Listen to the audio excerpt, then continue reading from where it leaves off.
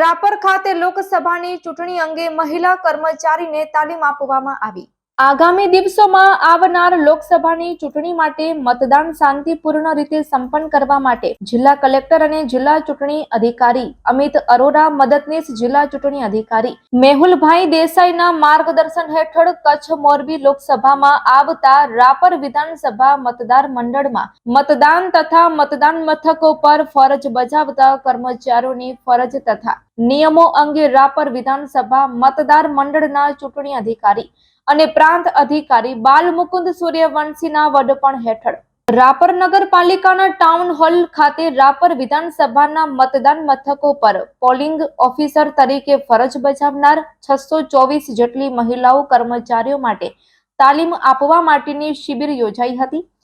જેમાં રાપર તાલુકા મામલતદાર AM પ્રજાપતિ, નાયબ મામલતદાર Shivabhai Rajput, Samatbhai Makwana, DP Rathod, વિશાલ મહેશ્વરી, ભરત પારેલિયા સહિતના અધિકારીઓએ મહિલા કર્મચારીઓને EVM મશીન, વીવીપેટ તથા મતદારોની યાદી અને